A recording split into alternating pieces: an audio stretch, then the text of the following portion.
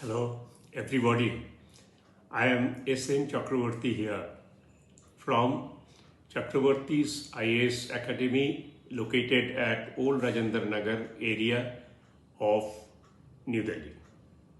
I am sharing with you my view on the final result of UPSC Civil Services Examination 2024. You all know that the result has come out recently, and altogether 1009 candidates have been selected. The candidature of 241 recommended candidates is kept provisional, and 230 candidates are in the reserve list. You all know that a large number of the successful candidates have benefited quite reasonably and highly from the marks in personality test. What is interesting to note is that around or over 600 candidates have got more than 170 marks in interview or personality test this year. This really does not happen every year, and it has not happened in the previous year either. On the other side, the marks in the main examination in this year's civil services has given comparatively less number. So I am showing you a table which will give you an idea how the marks have been distributed in the main exam. I have taken 700 to 800 marks for this analysis. Out of that, who have got above 770 and 800 are around 272 candidates. I have not taken those who have got more than 800 because that is very higher number. I have also not taken less than 700, which is definitely lower number and weak number. Between 700 and 770 numbers, there are as many as 563 candidates, which is definitely a big number out of 1009 select candidates. Why I have made 770 as a benchmark? Is it not correct to say that those who prepare for UPSC normally sets a target of 770 marks in the mains as minimum? Definitely some of them expect much more. And my long experience and engagement in this field shows that 770 is not an ambitious target, it is normal. Now let me see that how that 770 mark is figured out. Of that, general studies, 4 papers are calculated, will give minimum 400 marks, 100 each. Then optional paper will give 50%, that means around 250 marks. And essay paper is 120 marks, which is certainly less than 50%. So this is reasonable, this is not ambitious. Normally I have seen that candidates first step to set this target, then it goes higher. Now if more than 560 candidates are not getting 770 marks, that means their performance in at least in one area, either GS or optional or essay, is less than expectation. It can be in 2 subjects, it can be in 3 subjects, or it can be in all subjects. Now if total marks in mains exam is below 770, then a candidate will be naturally depending heavily on the interview marks or marks in personality test. Am I right? Now let us look at the result of around 590 candidates in 2024 have got more than 170 marks in personality test, or popularly which is called interview. There are also candidates who have got more than 200 marks in interview but have scored less in main exam, even less than 750. But interview has supported them. Like I find a candidate who has got 717 in main examination has got 200 in interview. Definitely it has opened up the opportunity to be to qualify in the exam. There is also a contrasting situation. There are candidates who have got nearing 800 or more than 800 or around that area, but their interview mark is much less, maybe 150 or 160. I see a candidate in the list who scores 796 in the main exam but 162 in the interview. Now you just think that if it is other way, then the ranking status of these two candidates would have been radically different. In this table you will get a picture that how group wise, if you distribute the marks, how interview marks have influenced the result to take a particular direction. You all will appreciate that marks in interview is always unpredictable and speculative. However, in 2024, interview marks have really come as a major savior. You would be surprised to know that around 40 candidates who have scored between 900 to 1009, that means the last leg of the selection list,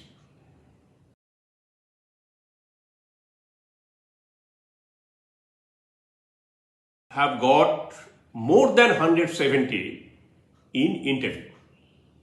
Now see that, how their selection has been influenced by the interview marks. But then, are you sure that this trend will continue every year? Can you really leave your mains preparation to get more score in interview? Definitely not. Now, if not, then you need more systematic, methodic, serious planning for the mains. I am not saying that you don't do, but definitely there is a gap. Otherwise, why number is coming down? There may be some cases where in spite of great preparation, number has not come up to the marks. There can be many other factors for that, but definitely there is a gap in the preparation as well. You all know that the main examination is the main pillar of the UPSC Civil Services examination. And obtaining good marks in the main exam raises possibility of getting selected in the final list. Now you see the situation from the other side of the table. There are around 125 candidates who have got more than 800 marks in the main exam and around 272 candidates who have got more than 770 marks in the main exam. So you cannot say that UPSC does not want to give number, because around 400 candidates, they have got a reasonably good number, competitive number and strong number. I think instead of becoming frustrated or upset by seeing your number, it is better the candidates become inward looking, they introspect and they find out the reason where things might have gone wrong. I believe that in this tough competitive exam, it is better to be constructive and open-minded so that you find a better solution. Candidates will have to definitely share responsibility for their performance. They cannot put the blame outside, because finally exam preparation is an individual enterprise. Candidates who have got less marks need to be more analytical about their preparation method, where things have gone wrong. It can be planning, it can be foundation course, mentoring, it can be standard of notes, it can be test series feedback, it can be time management, it can be sickness, and it can be exam hall anxiety, tension. There can be multiple factors. There can be a few dominating factors, and they must identify where things might have worked not in their favor.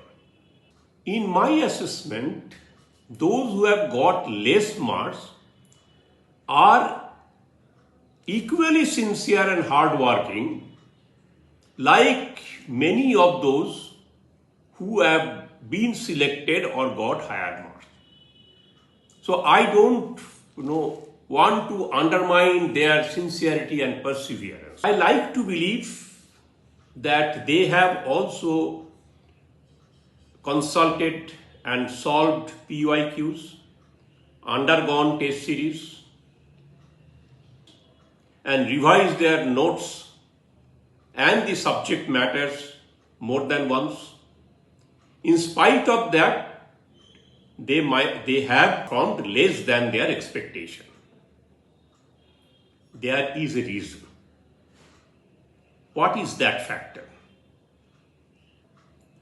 Finding an answer at the individual level is crucial to improve their performance in the following attempts. Hope you would agree with me.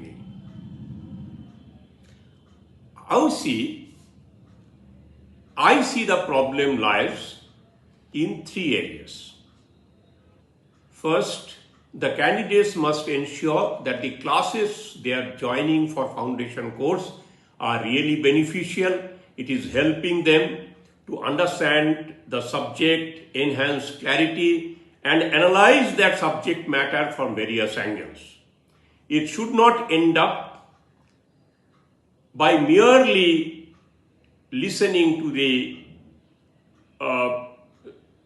talk in the class or jotting down notes. It is not a college or university classes. It is a class for exam. Therefore, its purpose and contribution are different. If somebody is not fully clarified or did not see the subject matter from a comprehensive manner, then answer writing will be struggling. That person will need to work again, and that will impact upon time management. Secondly, the person will have to develop good answer writing skill, because main is altogether answer writing. For that, text and notes will help, but at the same time, they will have to be innovative and creative, because if you analyze the question paper, then you will see there are few questions always which cannot be written straight away from the notes or textbooks. You need differently thinking on them, then only a good answer will come out. For that, you also need articulation skill, you need thinking skill. So that is an area where candidates will have to develop on its own. For that, mentoring during the test series becomes crucial. In this context, essay subject needs a mentioning, because essay marks are found becoming lower in last couple of years. Even there are candidates who have secured very high rank, but their essay marks are not impressive, rather in the lower side. And slightly higher marks in essay would have radically changed the ranking status of a candidate. Right? I would suggest that all aspirants must take essay very seriously. They must undergo essay writing course. There is a need to understand new generation essay topics, better and faster decoding skill, and how to develop a full-fledged essay on the topics given nowadays. Those who have already good writing skill, they will add on their capacity further, skill further, and those who are not so confident, attending such course will definitely enhance their confidence level. And that is where my third suggestion comes.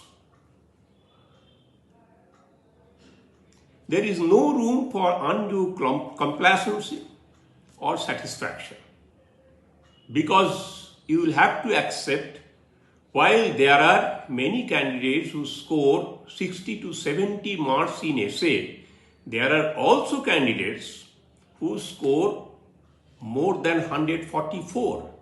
That means UPSC has not closed its door for number. It is up to a candidate who will have to secure that if there is a room for higher number, why should I not get that?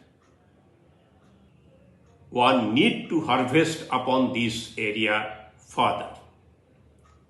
But I find essay does not get required attention. This is where I am going to end. I am not covering here the GS papers. For that, I will take another video. Meanwhile, I am ending here. I hope this brief analysis is helpful for you. And if you like it, please forward this video to others as well. In this channel, there are videos on many subjects. I request you to see some of them. So thank you very much. All the best.